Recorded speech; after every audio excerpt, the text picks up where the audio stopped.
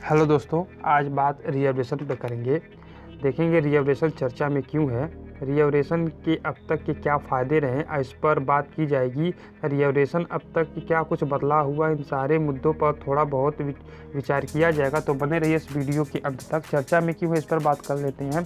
दरअसल बात यह है कि तमिलनाडु के मेडिकल कॉलेजों में ओबीसी को 50% आरक्षण देने वाली जो याचिका है, उसको सुप्रीम कोर्ट ने खारिज कर दिया। केंद्र द्वारा कोटा पीजी यानी पोस्ट ग्रेजुएट मेडिकल और डेंटल में ओबीसी को 50% आरक्षण न दिए जाने के खिलाफ एआईएडीएमके और डीएमके तथा तमिलनाडु सरकार ने सुप्रीम कोर्ट में एक याचिका दायर की थी, जिस पर सुनवाई करते हुए सुप्रीम कोर्ट ने इसे खारिज कर दिया। इस याचिका में कहा गया था कि मेडिकल कॉलेजों में ओबीसी के लिए आरक्षण की व्यवस्था न होना संवैधानिक अधिकारों का उल्लंघन है। याचिका में केंद्र द्वारा ऑल इंडिया कोटा के तहत तमिलनाडु में under graduate, post graduate, medical और डेंटल कोर्स में ओबीसी को 50% कोटा न दिए जाने के फैसले का विरोध किया था। याचिका में इस बात का भी जिक्र था कि तमिलनाडु में ओबीसी, एससी, एसटी के खिलाफ 69% रिजर्वेशन है, जिसमें ओबीसी का जो हिस्सा है वह 50% है। इसके अलावा याचिका में यह भी कहा गया कि ऑल इंडिया के कोटे के तहत तमिलनाडु को दी गई सीटों में 50% पर ओबीसी कैंडिडेट को एडमिशन दिया जाना चाहिए। उसके बाद एससी ने कहा कि आरक्षण कोई मौलिक अधिकार नहीं है तथा आर्टिकल 32 उनके लिए है जिनके मौलिक अधिकारों का उल्लंघन हो रहा। और यह सब कहते हुए सुप्रीम कोर्ट ने इस मामले को हाई कोर्ट की तरफ जाने को कहा। अब बात करते हैं आरक्षण की। आरक्षण देने का मेन फोकस केंद्र और राज्य में शिक्षा के क्षेत्र, सरकारी नौकरियां, चुनाव और कल्याणकारी योजनाओं में हर वर्गों की हिस्सेदारी देना है। अब आइए आरक्षण के मुद्दे पर बात करते हैं। आरक्षण हमेशा से एक विवादित विषय रहा है। आज़ादी के बाद से ही आरक्षण हमेशा सर्वाधिक ज्वलंत मुद्दा बना हुआ है।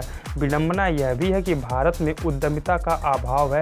ऐसे में हर कोई अपनी नज़र सरकारी नौकरियों की तरफ टिकाए हुए है तथा उसी को अपनी सुविधा के अनुसार आरक्षण की व्याख्या करता रहा है। इसमें कोई दो राय नहीं कि आरक्षण की इस देश में सामाजिक सहभागिता को बढ़ावा देने के लिए बहुत ही जरूरी है, किंतु यह बात भी सच है कि आरक्षण के उद्देश्यों के बारे में बहुत लोगों को पता ही नहीं है। आज इस बात की आवश्यकता है कि लोगों को आरक्षण की ऐतिहासिक, सामाजिक और सांस्कृतिक पृष्ठभूमि को समझने में मदद की जाए। आज मेरिट के आधार पर सीटों का जो आवंटन है, उसका मतलब आरक्षण में जो प्रोविज़न है उसके अनुसार एससी, एसटी तथा ओबीसी वर्ग की जो मेधा सूची में शामिल उनको कुछ अंकों की छूट से है। हालांकि यह नियम इस बात की कोई खबर नहीं लेता कि समाज का वंचित समूह न तो आसानी से स्कूल जा पाता है और न ही अच्छी क्वालिटी का शिक्षा ग्रहण कर पाता है। इसलिए यह जो आरक्षण उसी के माध्यम से इस वंचित वर्गों को प्रोत्साहन दिया जाता है। इसलिए यह शिक्षा ग्रहण करने के लिए शिक्षा ग्रहण करके उसको आगे बढ़ाया जा सके। एक बात यह भी कही जाती है कि जो सामान्य वर्ग से संबंध रखने वाला व्यक्ति होता है ना, वो स्वाभाविक तौर पर पढ़ा लिखा होता है, यानी वह मेधावी होता है। यह बात सत्य है कि सामान्य वर्ग से संबंध रखने वाला व्यक्ति जो उसका सामाजिक परिवर्तन था, आर्थिक और सांस्कृतिक उत्कृष्टता का निर्माण पीढ़ियों तक चलता रहता है। किंतु एक पिछड़े वर्ग का जो व्यक्ति है वह सामाजिक परिवर्तन अछूता तो रहता है, इसके अलावा वह आर्थिक और सांस्कृतिक महत्ता भी उसके लिए दूर की कौड़ी है।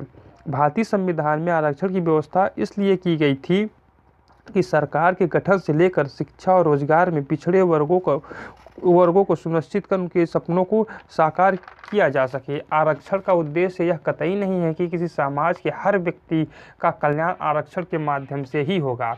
समानता की स्थापना के द्वारा ही प्रोग्रेस और विकास का मार्ग प्रशस्त किया जा सकता है। इसी उद्देश्य को ध्यान में रखकर संविधान निर्माताओं ने सकारात्मक विभेद की नीति को अपनाया। इसी नीति के आधार पर देश में पिछड़े वर्गों के आरक्षण का प्रावधान किया गया है।